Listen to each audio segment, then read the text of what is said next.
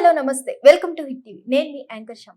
ఈ రోజు మనతో ప్రముఖ ఆస్ట్రాలజర్ అలాగే లైఫ్ కోచ్ ఆర్బి సుధా గారు ఉన్నారు. వారితో మాట్లాడి మరిన్ని విషయాలు తెలుసుకునే ప్రయత్నం చేద్దాం. నమస్తే మేడం. నమస్కారం. ఎలా ఉన్నారు ఫైన్ ఫైన్ చెప్పు. మేడం? జూలై నెలల్లో ఏ ఏ రాశుల వారికి ఎలా ఉండబోతుంది అంటారు?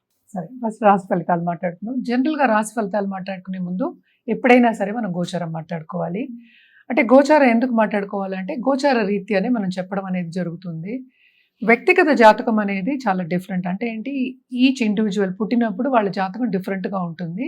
దాంతోపాటు ఇప్పుడు గోచారం అంటే ప్లానెట్స్ తిరుగుతూనే ఉంటాయి, పుట్టిన తర్వాత కూడా తిరుగుతూనే ఉంటాయి కదా. సో ఇప్పుడు గోచారం మాట్లాడుకున్నప్పుడే వాళ్ళకి ఎలా ఉంది అనేది మనకి తెలుస్తుంది. కానీ జనరల్గా మాట్లాడుకోవాలి అంటే ఎప్పుడు మన రాశి వారిగానే మాట్లాడుకుంటాం. ఎందుకంటే అందరికీ తెలిసిన విషయం, 12 రాశులు ఉంటాయి, 9 ప్లానెట్స్ ఉంటాయి. సో ఇవి తిరుగుతూనే ఉంటాయి, గోచారం జరుగుతూనే ఉంటుంది కనుక దాన్ని బట్టి ప్రెడిక్షన్స్ అనేది మనం బేస్ చేస్తాం. కానీ రాశి అనేది ఏంటంటే ఇండివిజువల్. అంటే ఏంటి, ఒక రాశి అంటే ఒక మూన్ ఎక్కడ ఉంటే, చంద్రుడు ఏ రాశిలో ఉంటే, అంటే ఏ భావంలో ఉన్నా కూడాను దాన్ని రాశి అంటాం అనమాట. అంటే వాళ్ళది మూన్ సైన్ అనొచ్చు, రాశి అనొచ్చు. సో జనరల్గా మనం మాట్లాడుకునేది ఏంటంటే మూన్ గురించి మనం మాట్లాడుకుంటాం, రాశి గురించి మనం మాట్లాడుకుంటున్నాం. అలాగే ఏంటంటే చాలా మందికి డిఫరెన్సెస్ వస్తాయి. అంటే ఏంటి అంటే నక్షత్రం రాశిలో ఉంటుంది, నక్షత్రానికి అధిపతి వేరే వాళ్ళు ఉంటారు, అలాగే రాశికి అధిపతి వాళ్ళు వేరే వాళ్ళు ఉంటారు. అంటే ఈ 9 ప్లానెట్స్ మళ్ళీ మనకి వస్తాయి. ఒక్కొక్క రాశిలోనే 9 పాదాలు ఉంటాయి, నక్షత్ర పాదాలు ఉంటాయి అన్నమాట. సో వీటిని బట్టే మన ప్రెడిక్షన్స్ అనేది జనరల్ ప్రెడిక్షన్స్ మనం చెప్పుకోగలుగుతాము. అది కూడా ఏంటంటే ఏ రాశిలో ఏ ప్లానెట్స్ ఉన్నాయి, అంటే ఏంటంటే ఎక్కడ ఏ ఇంట్లో ఉన్నాయి. 12 రాశులు మనం మాట్లాడుకున్నాం, 12 ఇళ్ళు మాట్లాడుకున్నాం, 12 భావాలు అనుకోవచ్చు. ఏ రాశిలో ఏ ప్లానెట్స్ ఉన్నాయో దాన్ని బట్టి మనం రాశి ఫలితాలు అనేవి చెప్పుకోవడం జరుగుతుంది. అది నెల మారుతూ ఉంటుంది అనమాట. సో ఎప్పటికైనా నేను ముందు మొదలెట్టేది శనీశ్వరుడితో మొదలెడతాను. శనీశ్వరుడు ఇప్పుడు ప్రస్తుతం మనకి మీనరాశిలో ఉన్నారు. ఆయన ఏంటంటే 13వ తారీఖు 13 జూలై రిట్రోగ్రేషన్ అవుతున్నారు అనమాట. దాని తర్వాత మనం మాట్లాడుకోవాలి ఏంటంటే మనకి వీనస్, శుక్రుడు ఆయన ఓన్ హౌస్ లో ఉన్నారు. ఓన్ హౌస్ అంటే ఏ రాశి అంటే వృషభంలో. ఆయన మిథునానికి 26th జూలై వెళ్తున్నారు అనమాట, గోచరం జరుగుతోంది. అలాగే సన్ ఏమో ప్రస్తుతం ఏమో మనకి మిథునంలో ఉన్నారు. ఆయన 16th జూలైకి మనం కర్కాటకానికి వెళ్తున్నారు అనమాట. సో అక్కడే మనకి మిథునంలోనే మనకి గురు ఉన్నారు. గురు బేసిక్గా ఏంటంటే ఆయన కంబషన్లో ఉన్నారు, అంటే కొంచెం స్తంభించిపోయి ఉన్నారు. ఎందుకంటే సన్కి దగ్గరగా ఉన్నారు కనుక. ఆయన 10th జూలై కంబషన్ నుంచి బయటకు వస్తున్నారు అనమాట. తర్వాత మనం మాట్లాడుకోవాల్సింది ఏంటంటే మెర్కురీ ఏంటంటే మనకి మెర్కురీ అన్నా బుధుడన్నా ఒకటే, మనకేమో కర్కాటకంలో ఉన్నారు. ఆయన ఏంటంటే ఇప్పుడు 18th జూలైకి రిట్రోగ్రేషన్కి వెళ్తున్నారు, అంటే వక్రిస్తున్నారు అనమాట. సో దాని తర్వాత మనం మాట్లాడుకోవాల్సింది మార్స్ ప్రస్తుతం మనకి సింహంలో ఉన్నారు. సింహరాశిలో ఉంటూ ఏంటంటే కేతుతో పాటు ఉన్నారు, ఎందుకంటే కేతు కూడా మనకి సింహంలోనే ఉన్నారు. 28th జూలైకి మనకి కన్యకి వెళ్తున్నారు అనమాట. అలాగే రాహు ప్రస్తుతం ఏంటంటే కుంభంలో ఉన్నారు. సో మోస్ట్ ఇంపార్టెంట్ ఇక్కడ ఏంటంటే శనీశ్వరుడు 13th July retrogression is very important అనమాట.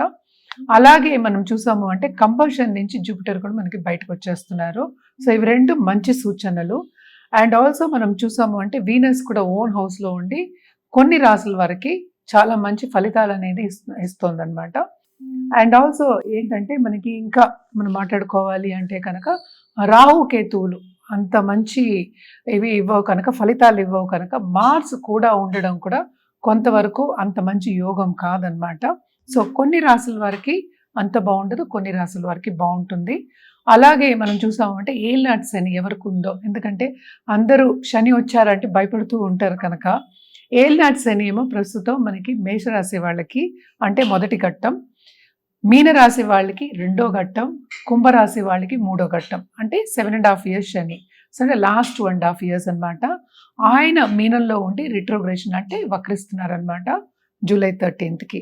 సో ఈ గోచారం పట్టే మనం ఏంటంటే రాశి ఫలితాలు అనేది మాట్లాడుకోవాలన్నమాట. మేడం, వృశ్చిక రాశి వారికి ఎలా ఉండబోతుంది? వృశ్చిక రాశి వాళ్ళకి కూడా మనం ఎప్పటికైనా సరే మిశ్రమ ఫలితాలే చెప్పుకోవాలన్నమాట.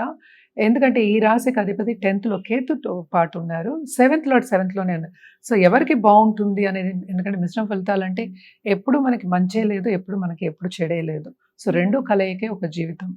సో ఈ మంత్ అంతా తప్పక పార్ట్నర్షిప్ బిజినెస్ చేసే వాళ్ళకి కానీ బిజినెస్ చేసే వాళ్ళకి కానీ బ్రహ్మాండంగా ఉంది. ఎవరైనా కొత్తగా నేను ఆన్లైన్ బిజినెస్ స్టార్ట్ చేస్తాను, ఎస్పెషలీ ఉమెన్ ఆంటర్ప్రినర్స్, ఇంట్లోంచి చేస్తాను అన్న వాళ్ళందరికీ చాలా బాగుంది. తప్పక డబ్బు ఖర్చు పెడతారు వాళ్ళు కావాల్సిన దానికి, అండ్ ఆల్సో అలాగే డబ్బు అందుబాటులో ఉంటుంది. రాబడి అంటే ఏంటంటే వాళ్ళకి కావాల్సిన మోతాదు అందుబాటులో ఉంటుందన్నమాట. ఎందుకంటే బిజినెస్ స్టార్ట్ చేయడానికి తప్పక మోతాదు అనేది కావాల్సి వస్తుంది. వాళ్ళు ప్రయత్నిస్తే ఏ పనైనా అయ్యే ఛాన్సెస్ ఎక్కువ కనిపిస్తున్నాయి, ఎస్పెషలీ బిజినెస్ రంగంలో మనం చెప్పేది. అలాగే వీళ్ళు చేసే పనిలో కూడా కొంతవరకు ఏంటంటే ఉన్నత స్థాయికి వచ్చే ఛాన్సెస్ కూడా మనకి కనిపిస్తున్నాయి అన్నమాట.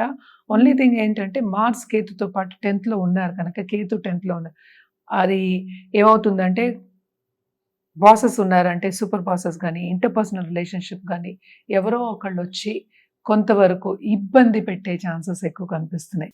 అంటే ఏంటంటే మనం చేసే పని మీద మనం ఎంత సిన్సియర్గా చేసినా కూడా బాసెస్ కానీ లేకపోతే మిగతా వాళ్ళు కానీ రికగ్నైజ్ చేయకపోవడం, సపోర్ట్ చేయకపోవడం అనేది ఎక్కువ కనిపిస్తుంది అనమాట.